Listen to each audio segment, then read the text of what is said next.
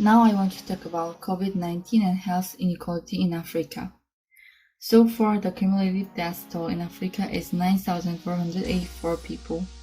Among the 54 African countries, South Africa, Egypt, Nigeria, Ghana, and South Africa with the largest number are confirmed with a number of death toll. In sub-Saharan African countries, only about 20% of them are covered with health insurance. The rest of them has to spend all their medical expenses on their own. It's dangerous because of the lack of government support, but they are still engaged in economic activities even though they are in danger. Many countries have poured 2 to 5% of their GDP into reliefs, so it is not a small amount, but few countries in sub-Saharan Africa can raise themselves through government finances. In the end, they are left to IMF and World Bank, which are still the institutions pushing neoliberalistic threatening policies in the 1990s. It is an organization that rarely presents policies targeting the informal sector, and it is difficult for informal sector workers to participate in policy design. In addition, few mention of social solidarity and economy is being made such support policies. But he still questions whether the measures will be effective. We should not go back to the past with the inequality that had been a problem before coronavirus, they said. We must find a new direction for anyone to be fair and for a good world, and that approach comes to solidarity and dialogue. Thank you.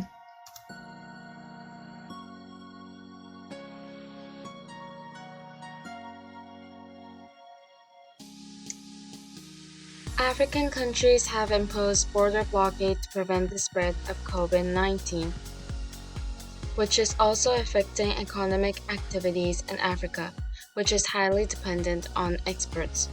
The World Bank predicted in its April 9 Africa Pulse report that economic growth in sub-Saharan Africa would drop by up to 5.1%, the first negative growth.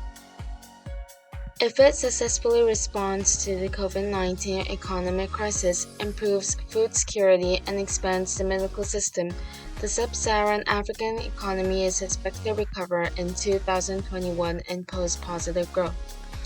Despite the situation, various changes brought by COVID-19 are leading to new social behaviors resulting in new normal business opportunities in Africa. To see some examples, there is home economy. With longer hours at home, demand for online content such as processed foods, kitchen appliances, games, and movies is increasing. Quarantine.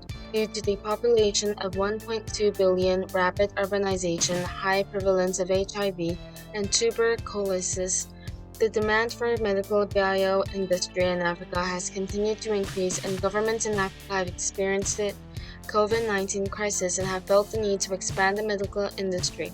The African medical market relies on imports for more than 19% of its manufacturing base, and only some medical supplies are locally produced.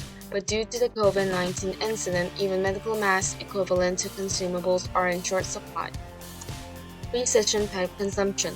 The Kenyan government cut the value-added tax from 16% to 14% in March, while South Africa and Ethiopia announced plans to carry out early refunds of value-added taxes and taxes during a policy to support income and promote consumption. Nevertheless, high-cost products are gaining popularity among consumers as African countries' household economies are bound to shrink. Digital changeover. Online shopping and telecommuting have emerged as new social behaviors as the ban on going out has spread due to state blockade.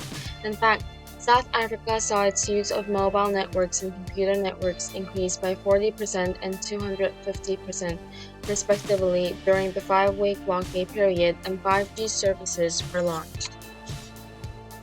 Then, what we should do in this kind of situation where COVID-19 is spreading seriously. Expand non-face-to-face marketing business and tax marketing business. It is recommended that a business plan be formulated with consideration that the restriction on movement will continue for some time. Strengthen marketing for rapidly increasing demand items. It is important to respond in a timely manner to the rapidly increasing demand centered on the health and medical sectors. Since supply and demand of most medical supplies are unstable in Africa, it is worth considering exporting them in packaged forms such as diagnostic equipment, diagnostic reagents, masks, and thermometers, and not just single product exports. Targeting young consumers by utilizing consumption promotion measures.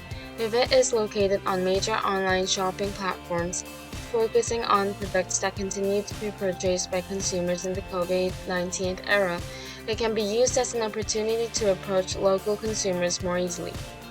Lastly, support for entering the field of benefits for industrial development measures. Since the Corona-19 is expected to accelerate African governments' long-term national development plans, it is recommended that they participate in cross-border cooperation projects that identify opportunities for public procurement by governments and find priority demand for each country's policies. Moreover, considering the lack of local technical personnel, it is more advantageous to export educational services related to the export of goods together, and African countries are seeking economic independence by securing local production capacity, so they should approach it by proposing mutually beneficial cooperation rather than unilateral business advancement.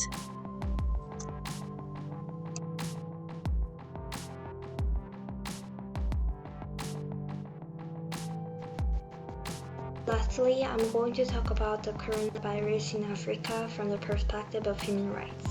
The coronavirus is now prevalent in Africa, and the African government is taking action in a coercive manner. According to the BBC News, reported on April 5th, armed variously with guns, whips, and tear gas canisters, security officers in several African countries have been beating, harassing, and in some cases, killing people as they enforce measures aimed at preventing the spread of COVID-19. Faced with a growing health crisis, some African governments have introduced new emergency laws and digital surveillance, echoing an earlier and more oppressive era. The most worrying part is the possibility of political abuse in these situations and an expansion or change of use of this measure after the crisis passes. For example, opposition groups in Ghana are worried about a new law that gives the president sweeping powers to impose restrictions on people's movements. The members of the opposition groups said that the new law gives the president a loaded gun to use as he pleases, especially in restricting people's movements. Ghana's Justice Minister defended the legislation, saying it had been drafted to protect the nation's health and would help deal not only with the risk that our country has been exposed to presently, but also in the future.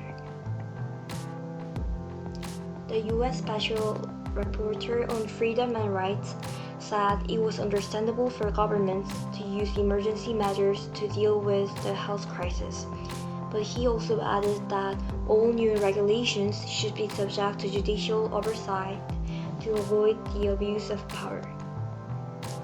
In conclusion, the international community have to keep an eye on the state-level oppression and sanctions imposed as a measure to stop the spread of coronavirus in Africa right now.